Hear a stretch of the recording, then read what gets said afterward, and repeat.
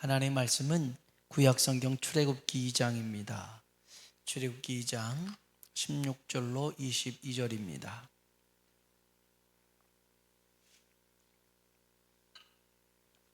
출애굽기 2장 16절로 22절에 있는 말씀인데요, 한 절씩 서로 교독하겠습니다.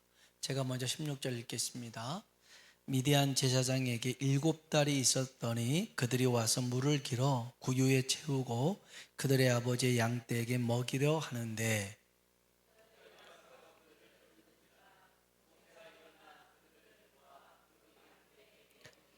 그들이 그들의 아버지 느우엘에게 이를 때에 아버지가 이르되 너희가 오늘은 어찌하여 이같이 속히 돌아오느냐.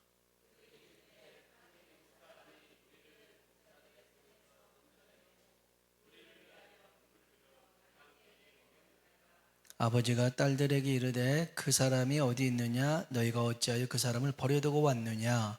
그를 청하여 음식을 대접하라 하였더라.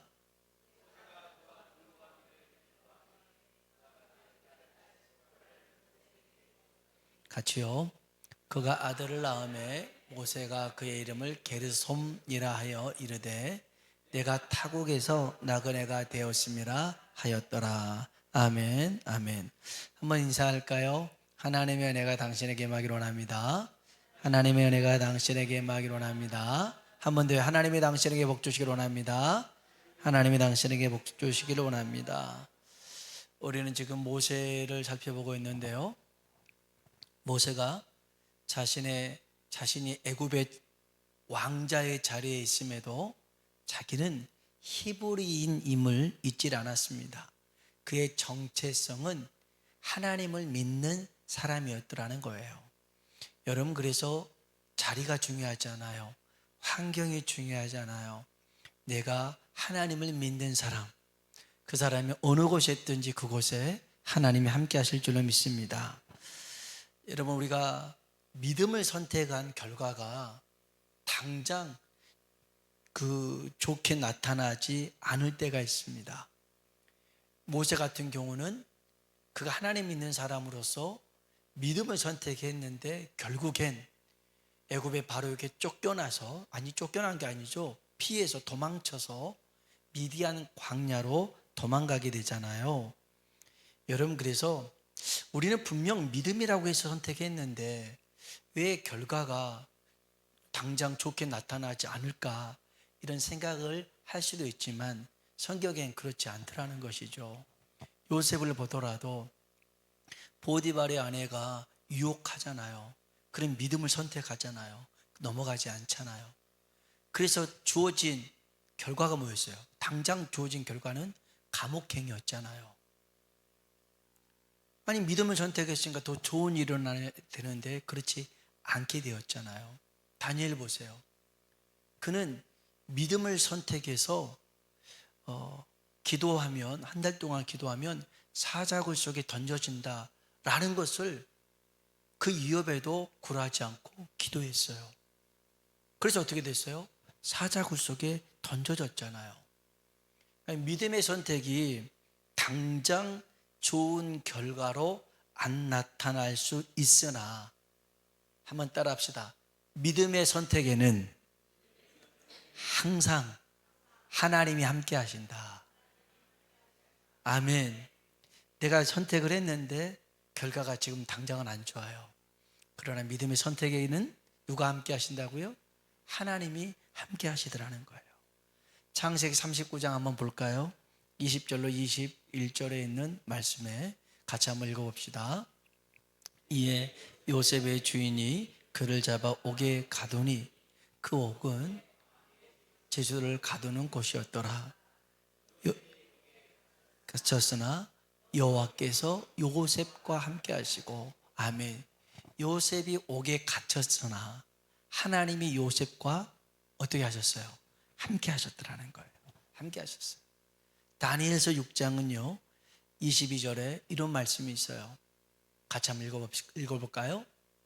나의 하나님이 이미 그의 천사를 보내어 사자들의 입을 봉하셨으므로 사자들이 나를 상해하지 못하여 싸우니 이는 나의 무죄함이 그 앞에서 명백함이 오며 또 왕이여 나는 왕에게도 해를 끼치지 아니하였나이다 하니라. 아멘.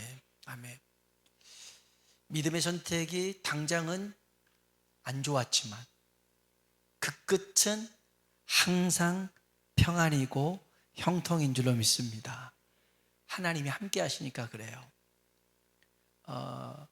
오스왈드 챔버스라는 목사님이 주님은 나의 최고봉이라는 책을 썼어요. 거의 매일 묵상집인데 읽다 보니까 며칠 전에 이런 그 주님의 목적이라는 부분에서 이런 내용이 나왔어요. 우리가 과정이라고 부르는 것을 하나님은 목적이라 부르십니다. 우리는 이게 과정이라고 생각해요. 근데 하나님이 그걸 목적이라고 말씀하신다는 거예요. 그러면 하나님의 목적이 뭐냐? 우리가 주님과 주님의 능력을 의지하는 거래요. 무슨 말이냐면 고난을 당했어요. 환난을 당했어요. 요동함 속에서도 내가 당황하지 않고 평안해요. 하나님이 나와 함께함을 느껴요. 그것이 뭐냐? 하나님의 목적이라는 거예요. 우리는 하나님을 영화롭게 하는 것은 과정이에요. 과정. 우리가 이 어려움 속에 있을 때 하나님을 찾고 하나님을 의지하는 것. 그래. 내가 그것을 원했던 거야. 우리는 지금 이 과정이 너무 힘든데 이 과정 속에서 우리가 하나님 앞에 매달리는 것을 하나님은 목적으로 삼으셨더라는 거예요. 그래서 하나님이 우리에게 허락하신 일이나 시간은 낭비가 없어요. 낭비가 없어요. 우리 인생 가운데 필요해서 꼭 허락하신 것들이라는 것이죠. 모세가요, 미디안 광야로 도망을 쳤어요. 하루아침에 백수가 됐어요. 할 일이 없어요. 그래서 우물가에 그냥 옆에 그냥 주저앉아 있어요. 뭐 하겠어요? 스마트폰도 없고 신문도 없고 그냥 땅바닥에다 그냥 적적 하고 있었겠죠. 할 일이 없었어요. 자, 그런데 갑자기 여자들이 후루룩 몰려와요. 자매인데 딸이 7명이에요 7자매가 우르르 올려와갖고선 막 우물에서 막 물을 기르려고 그래요. 누엘의 딸이 있는데요, 7명의 딸이 있는 거예요. 그래서 이 7명의 딸이 양떼를 치고 있었거든요. 그래서 양떼에 물을 먹이려고 왔는데 이제 우물을 뚜껑 열고 막 물을 기르려고 하니까 뒤늦게 다른 목자들이 나타났어요. 이 목자들은 남자였어요. 이 남자들이 와서 저리가 어디 감히 우리가 먼저 물 먹일 거야 하고 얘네들을 툭 치는 거예요. 그러니까 여자들이 힘이 없잖아요. 나약하잖아요. 아니, 그렇지 않는 경우도 있어요. 여자들이 더 힘이 있는 경우도 있긴 있는데, 그럴 수는 있는데 여기 성경에 보니까 그러지 않나 봐요. 저리가 빡 두니까 날아가고 떨어졌어요. 그래서 이제 다른 남자 목자들이 다 양에게 물을 먹이고 난 다음에야 이제 이 누엘의 딸들이 그 물을 길어서 먹이는 거예요. 이게 한 번에 있었던 일이 아니에요. 매번 그랬어요. 남자들이 참 제일 비겁한 거죠. 저는 그런 환경을 겪어왔기 때문에 세상에서 제일 못난 남자가 어떤 남자냐면 밖에서는 아무 소리도 못하고 집에 와서는 큰 소리 치는 사람 있잖아요. 자기 아내에게, 자기 애들에게 막 폭력을 쓰려고 이어가는 못난 사람 중에 제일 못난 놈이 그런 남자예요. 그런 남자예요.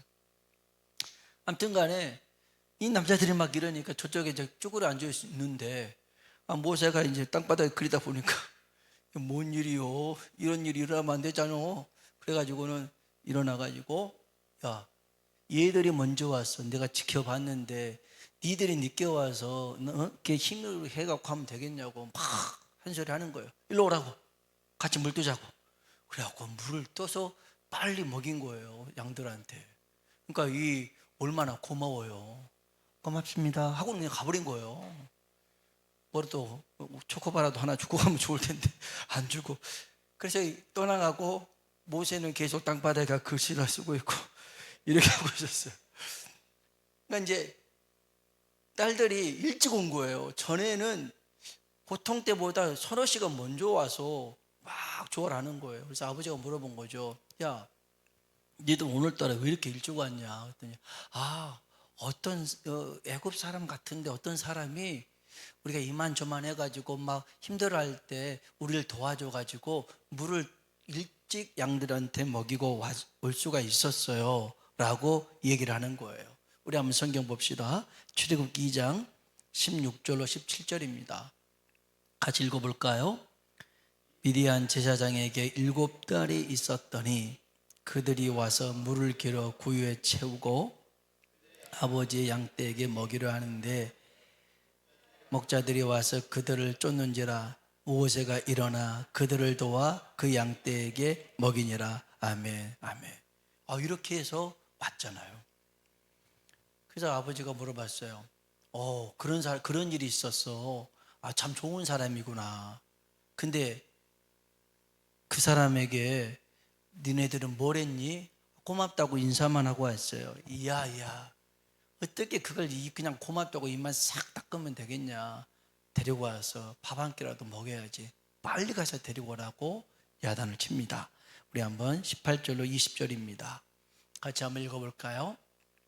그들이 그들의 아버지 누엘에게 이를 때에 아버지가 이르되 내가 오늘은 어찌하여 이같이 속히 돌아오느냐.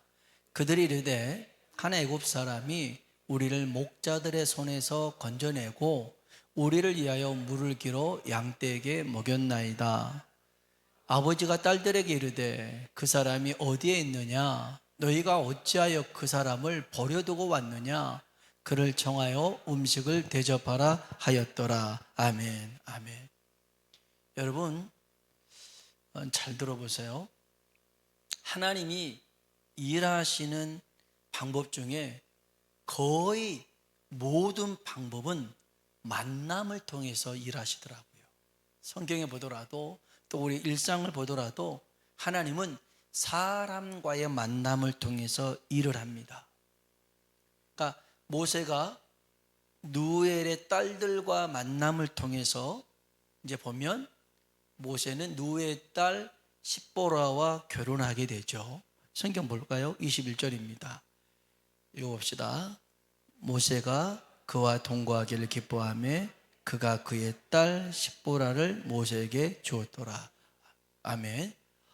한 번 도와줬더니 장가도 가버렸잖아요. 장가도 갔어요. 그런데 이 얘기만이 아니에요. 나중에 모세가요 이스라엘 백성들을 데리고 출애굽을 합니다. 광야를 가는데요, 사람들 장정만 60만 명이었으니까 한 200만 명 됩니다. 이 사람들의 모든 문제들을 다 판결을 해줘야 되거든요. 시시비비를 가려줘야 되거든요. 그러니까 아침부터 밤 늦게까지 계속 그 일에 에너지를 쏟는 거였어요. 이때 모세의 장인 르우엘이, 이것은 하나님의 친구라는 이름인데 진짜 이름은 이드로입니다. 이 모세의 장인 이드로가 와가지고 야, 너 이렇게 하면 안 돼. 너 이렇게 하면 너도 힘들고 이스라엘 백성도 힘드니 이런 조직을 만들어야 돼라고 조직 편성에 대한 조언을 해줘요. 성경 한번 봅시다. 출애굽기 18장입니다 21절로 23절 읽어볼까요? 너는 또 온 백성 가운데서 능력 있는 사람들 곧 하나님을 두려워하며 진실하며 불의한 이익을 미워하는 자들을 살펴서 백성 위에 세워 천부장과 백부장과 50부장과 10부장을 삼아 그들이 때를 따라 백성을 재판하게 하라. 큰 일은 모두 내게 가져갈 것이요 작은 일은 모두 그들이 스스로 재판할 것이니 그리하면 그들이 너와 함께 담당할 것인즉 일이 내게 쉬우리라. 내가 만일 이 일을 하고 하나님께서도 내게 허락하시면 내가 이 일을 감당하고 이 모든 백성도 자기 곳으로 평안히 가리라. 아멘, 아멘. 모세 혼자 감당할 수가 없는 거죠. 그래서 루엘이 조언해 줬던 게 뭐예요? 10부장, 50부장, 100부장, 1000부장 세워라. 믿음 좋은 사람으로, 정직한 사람으로, 진실된 사람으로, 존경받는 사람으로 세워서 이 일을 소분해서 맡기라는 것이죠. 그러니까 우리로 따지면 뭐 지방법원, 그다음에 중앙법원, 뭐 대법원 있잖아요. 이런 것처럼 중앙법원이래. 죄송합니다. 고등법원을 착각했어요. 중앙지검하고 착각을 했네요.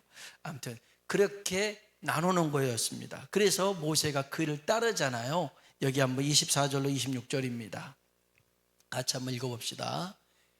이에 모세가 자기 장인의 말을 듣고 그 모든 말대로 하여 모세가 이스라엘 무리 중에서 능력 있는 사람을 택하여 그들을 백성의 우두머리 곧 천부장과 백부장과 50부장과 10부장을 삼음해 그들이 때를 따라 백성을 재판하되 어려운 일은 모세에게 가져오고 모든 작은 일은 스스로 재판하더라. 아멘.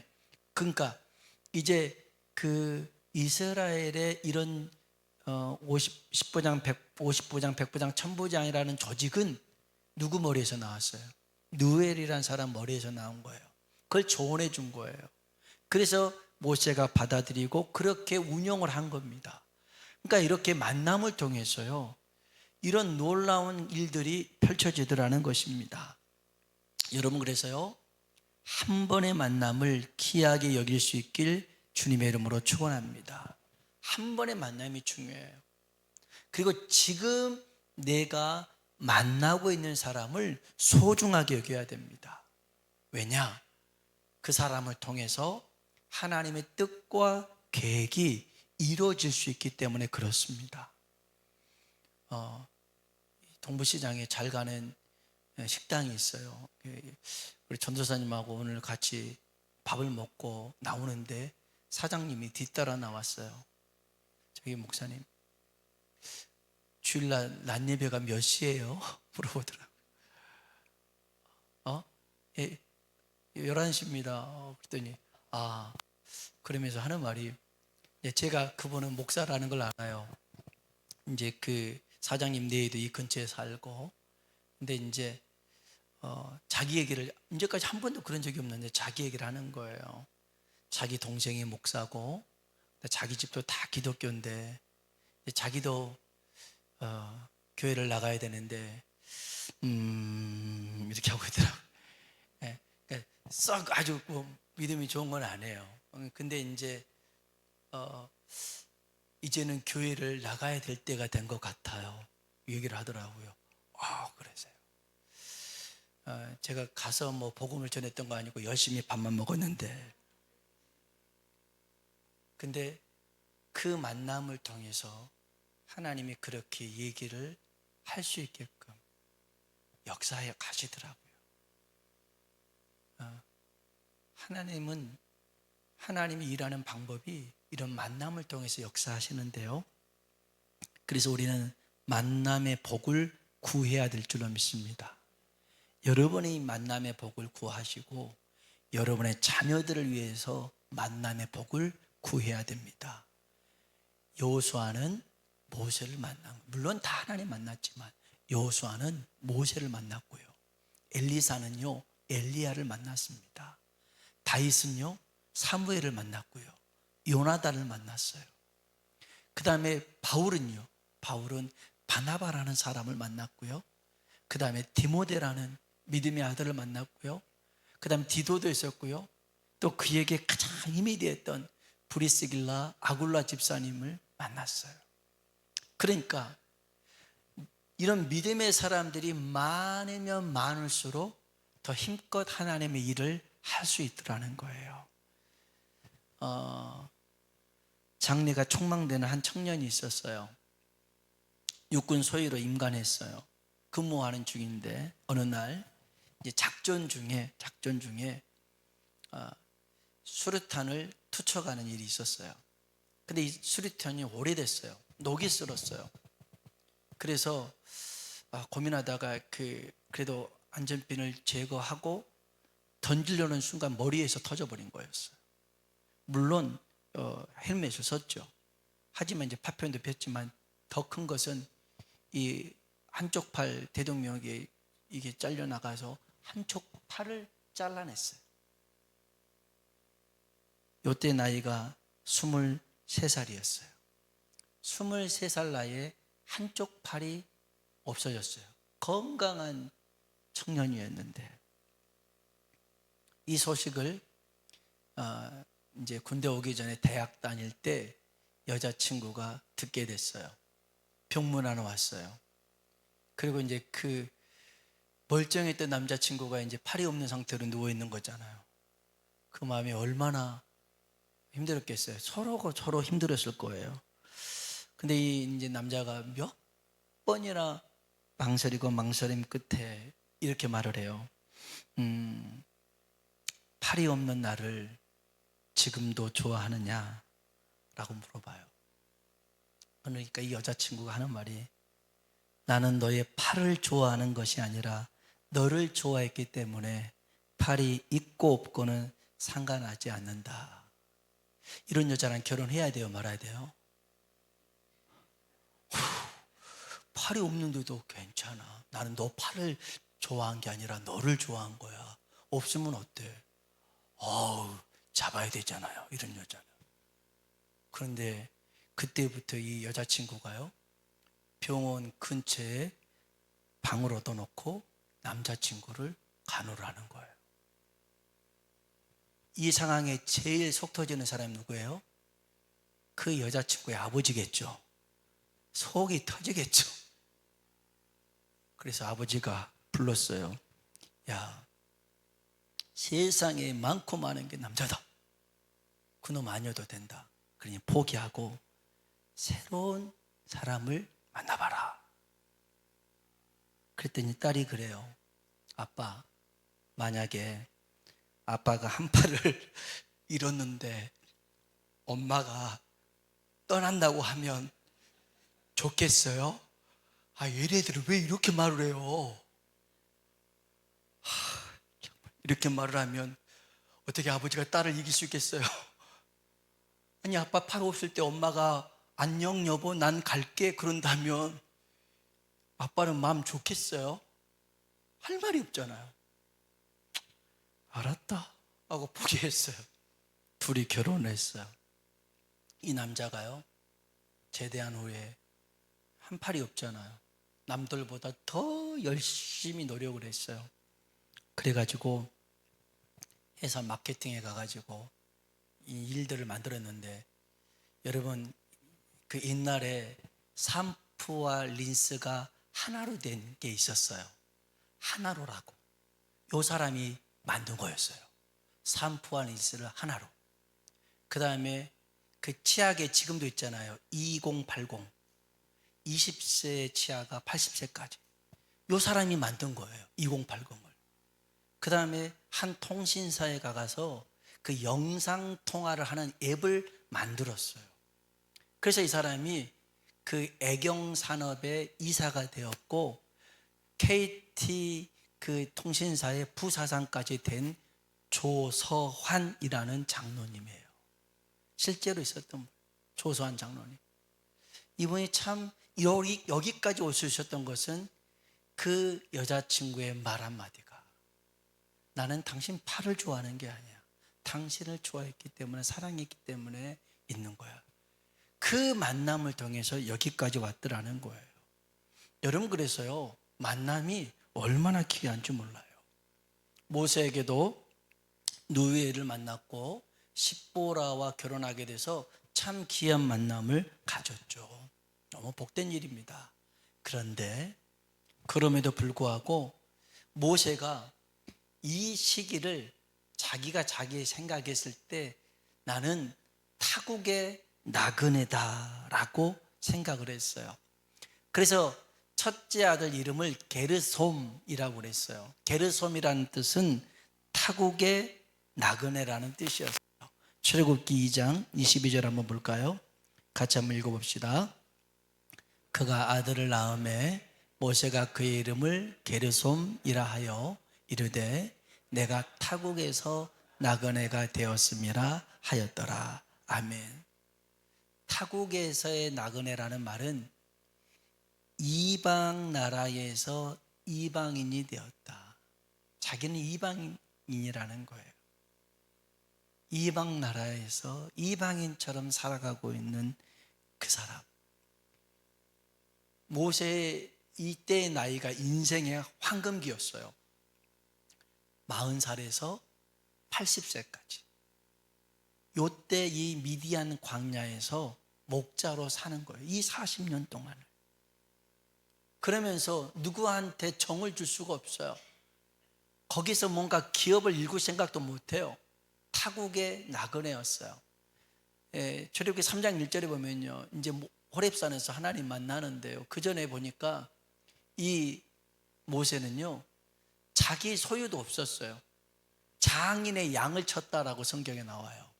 그러니까 그런 쪽으로도 수완이 없었던 것 같아요. 그러니까 이 40년이 자기에게는 너무 인생에 쓸모없는 시간, 헛되고 헛된 시간처럼 낭비하고 있다라고 생각을 했어요. 그런데 여러분, 하나님의 시간은 언제나 정확한 줄로 믿습니다. 정확해요. 본인은 지금 순례자도 아니잖아요. 하나님 말씀 따라 살아가는 순례자도 아니고 구원의 도리를 쫓아가는 구도자도 아니고 그나마 미디안에 여행 온 사람도 아니고 그냥 타국의 나그네처럼 살아가고 있는 이어서, 야, 나는 정말 지금 쓸모없는 상태가 되어 있지 않나, 이 시간이 의미 없는 시간 아니나 하고 생각했지만 하나님은 이 시간을 통해서 원했던 게 있어요. 모세 자신을 비우는 시간이었어요. 여러분, 광야라는 시간은요 나를 비우는 시간이에요. 하나님이 우리를 광야로 이끌어 가실 때가 있어요. 광야라는 단어를 히브리어로 미드바르라고 그래요. 미드바르. 그런데 이 미드바르의 어원이 어디에서 왔냐면 다바르에서 왔어요. 미드바르는 다바르에서 왔는데 다바르가 뭐냐? 말씀이에요. 광야는 어떤 시간이에요? 하나님의 말씀을 듣는 시간이에요. 세상 가운데 있으면 너무 많은 소리 때문에 하나님의 소리가 안 들려요. 그런데 광야에는요 아무 소리도 안 들려요. 그 아무 소리도 안 들리는 그때 누구 소리를 들어야 되느냐? 하나님의 소리를 들어야 되더라는 거예요. 그래서 이 광야는요, 하나님이 왜 이 모세에게 내가 다 할 수 있다라고 생각했던 모세를 다 벗겨내는 거예요. 마치 양파가 굉장히 큰 게 있는데 내가 이 양파면 이 모든 걸 할 수 있다고 생각했는데 하나님이 양파 껍질을 하나씩 벗기는 거예요. 모세가 벗겨지는 거예요. 그러니까 나는 이제 아무것도 할 수 없는 존재였어요. 맞아요. 하나님이 언제 우리를 쓰시냐면 내가 할 수 있습니다라고 할 때가 아니라 하나님 나는 못합니다. 하지만 하나님이 능력 주시면 할 수 있습니다. 그때 하나님이 일하시는 줄로 믿습니다. 그래서 하나님이 사랑하시는 사람들, 하나님이 특별히 사용하는 사람들은 광야로 훈련을 시켜요. 광야로 학교를 보내요. 다윗 왕하고 사울 왕의 차이가 그거였어요. 사울 왕은요 광야 학교를 안 갔어요. 그래서 순간순간 자기 자랑하는 거예요. 근데 다윗은 광야 학교에서 배웠어요. 그 사울에게 쫓겨다니면서 광야에 지내면서 내가 의지할 분은 하나님밖에 없구나, 이걸 배웠어요. 그래서 왕의 자리에 가서도 교만하지 않아요. 하나님 앞에 철저하게 겸손히 하나님을 찾고 구하더라는 거예요. 오늘 내게 광야와 같이 빈들처럼 항무지처럼 힘들고 외롭고 괴로운 시간이 있다 할지라도 이 시간은 나를 비우고 하나님 말씀을 채우는 시간이에요. 다른 음성을 듣는 게 아니라 하나님의 음성을 듣는 시간이에요. 그래서 하나님은 이 시간을 모세에게 허락하신 거예요. 자기를 비우고 하나님 말씀을 채워 넣어서 하나님이 쓰실 때 나는 할 수 없지만 하나님이 함께 하시면 됩니다. 이렇게 쓰임 받았던 것이죠. 오늘 저와 여러분이 하나님 앞에 이렇게 쓰임 받는 사람 되길 주의 이름으로 축원합니다.